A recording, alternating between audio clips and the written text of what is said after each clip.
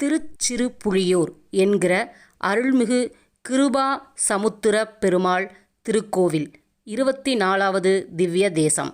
திருமாமகள் நாச்சியார் சமேத சலசயன பெருமாளே நமக. புலிக்கால் முனிவர் என்று பெயர் பெற்ற வியாக்ர பாத முனிவர் பரந்தாமனை இறைவனை பாலகனாக காண வேண்டி இத்தலத்தில் பல ஆண்டுகளாக தவம் செய்தார்.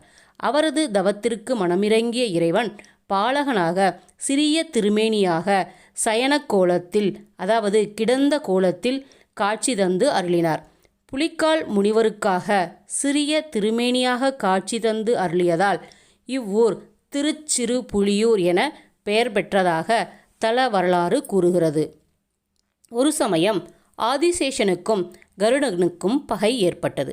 கருடனை கண்டு அஞ்சிய ஆதிசேஷன் பல இடங்களில் ஓடித் திரிந்து நிறைவாக இத்தலத்தை வந்தடைந்தார். இந்த பகையை நீக்குவதற்காக ஆதிசேஷன் ஸ்தலசயன பெருமாளை நோக்கி தவமிருந்தார். ஆதிசேஷனின் தவத்தில் மகிழ்ந்த பெருமாள் அவருக்கு மாசி மாதம் வளர்பிறை ஏகாதசி தினத்தில் காட்சி கொடுத்து அவரை தன் சயனமாக்கி கொண்டார். கருடாழ்வாருக்கு பெருமாள் அபயமளித்த தலமாக இருப்பதால் பூமிக்கு கீழ் கருடன் சன்னதி அமைந்துள்ளது. மிக உயர்ந்த இடத்தில் ஆதிசேஷனுக்கு சன்னதி உள்ளது.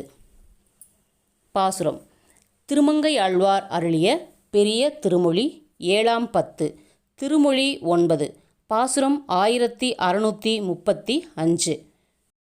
மை ஆர் வரி நீலம் மலர்க்கண்ணார் மனம் விட்டிட்டு உய்வான் உன் கழலே தொழுது எழுவேன் கிளி மடவார் செவ்வாய் மொழி பயிலும் சிறு புலியூர் சலசயனத்து ஐவாய் அரவு அணைமேல் உரை அமலா அருளாயே.